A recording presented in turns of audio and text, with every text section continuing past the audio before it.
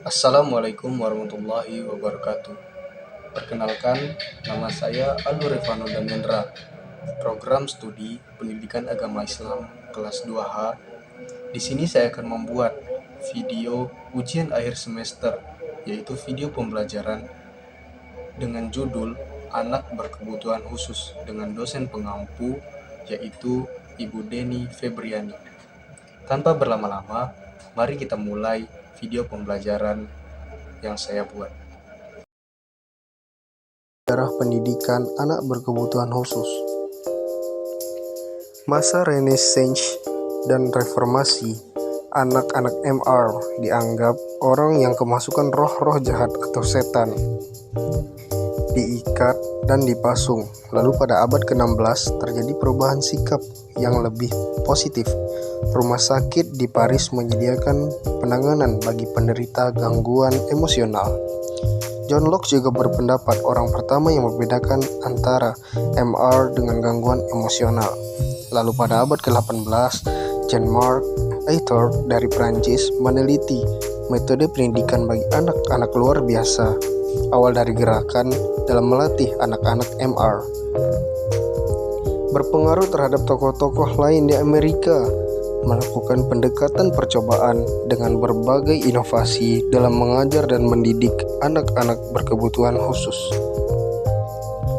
Pada tahun 1908 dipublikasikan tes inteligensi Binet yang berstandar dan dikembangkan untuk menemui atau mengenali anak keterbelakangan mental. Pada tahun 1912 diterbitkan metode pembelajaran dari Maria Montessori yang berasal dan mendasar penting dari kurikulum bagi program pendidikan prasekolah bagi anak normal maupun anak berkebutuhan khusus.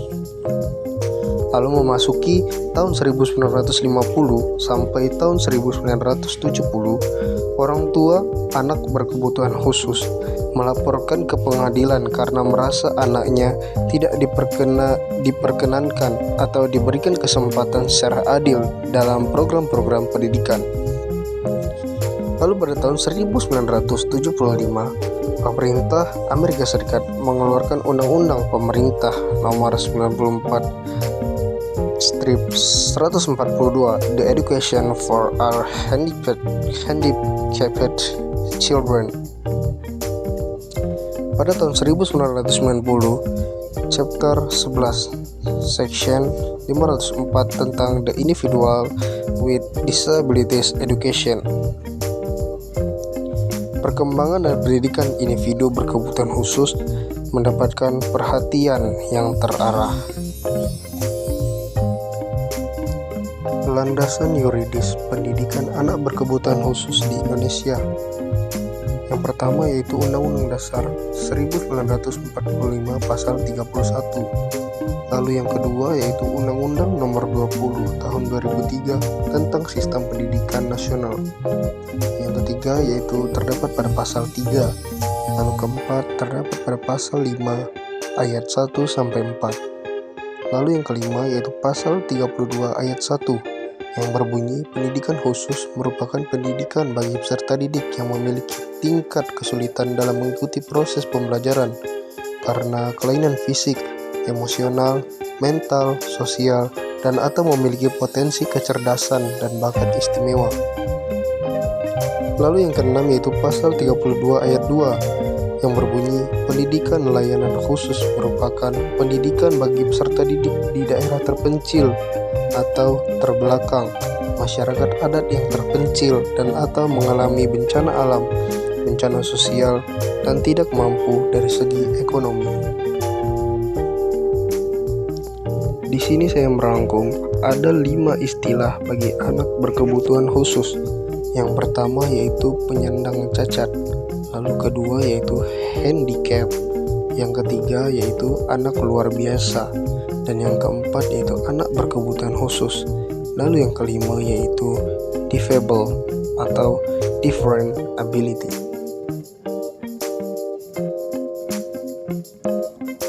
ABK, Suran dan Raizo pada tahun 1979 berpendapat bahwasanya anak yang secara signifikan berbeda dalam beberapa dimensi yang penting dari fungsi kemanusiaannya.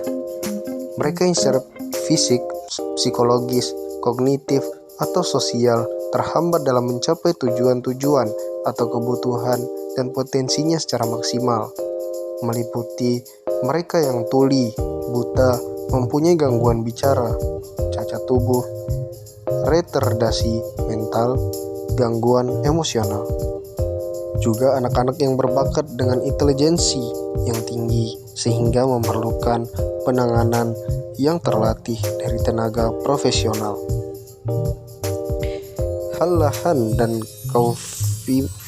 Kaufman, mereka yang memerlukan pendidikan khusus dan pelayanan terkait jika mereka menyadari akan potensi penuh kemanusiaan yang mereka miliki. Goldman pada tahun 1981 juga berpendapat anak-anak yang memerlukan persyaratan pendidikan yang berbeda dari rata-rata anak normal dan untuk belajar secara efektif memerlukan program pelayanan, fasilitas, dan materi khusus.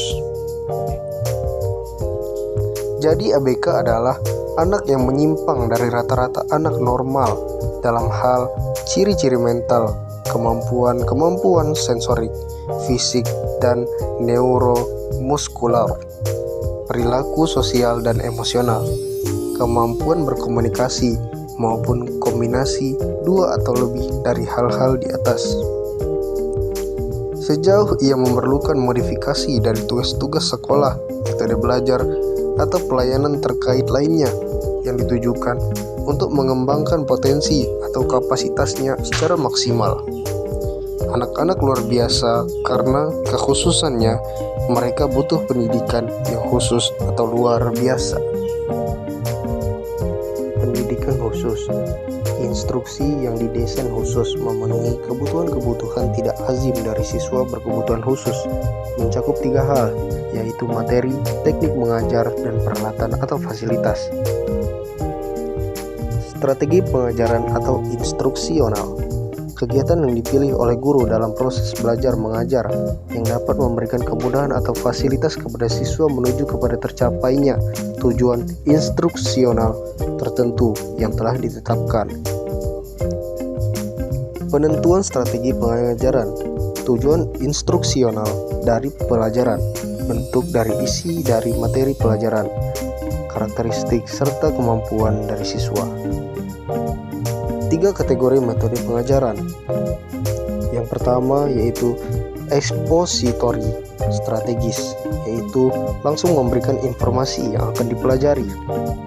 Lalu yang kedua yaitu hands-on practice activities, yaitu melibatkan siswa secara aktif dalam belajar, menemukan solusi, mengaplikasikan konsep dalam situasi baru.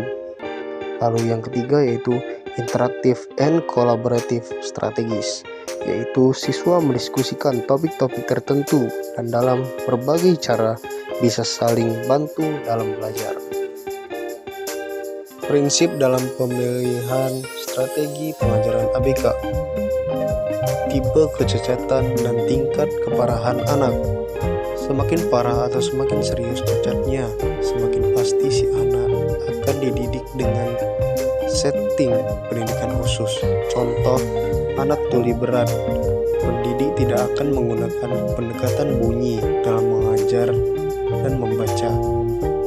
Tingkatan usia anak, tidak hanya strategi saja yang harus disesuaikan, materi atau bahan serta tujuan juga harus disesuaikan dengan tingkatan usia perkembangan anak. Contoh, bagi anak yang usianya lebih tua dan tidak mengalami hambatan dalam pendengaran, dapat menggunakan metode ceramah atau diskusi jika tidak ada gangguan bicara. Langkah-langkah dalam pemilihan strategi pengajaran.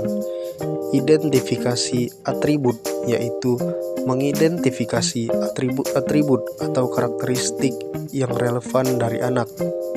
Menentukan tujuan pengajaran, yaitu memaparkan apa yang harus bisa dicapai anak setelah selesai mendapatkan suatu pengalaman belajar. Pemilihan strategi. Strategi harus dimulai pada tingkat kecakapan anak sekarang ini, menjamin tercapainya tujuan, bisa merangsang anak, dilaksanakan dalam langkah-langkah kecil, disesuaikan dengan atribut-atribut anak yang relevan dengan tujuan-tujuan yang ditetapkan. Pemilihan materi atau bahan yang sesuai untuk mencapai tujuan. Uji strategi dan materi. Program pengajaran sikap diujikan pada anak. Uji coba program pengajaran adalah mencobanya pada anak untuk melihat apakah program ini berhasil atau tidak. Evaluasi performansi. Guru melakukan pengamatan terhadap penampilan-penampilan dari siswa. Apakah sudah sesuai dengan penampilan-penampilan yang dijabarkan dalam tujuan. Strategi pengajaran untuk ABK. Yang pertama itu pendidikan remedial dan tambahan atau kompensasi. Remedial, perbaikan, peningkatan kecakapan seseorang menjadi normal atau mendekati normal. Kompensasi, penyeimbangan, pengganti suatu kecakapan dengan kecakapan yang lainnya.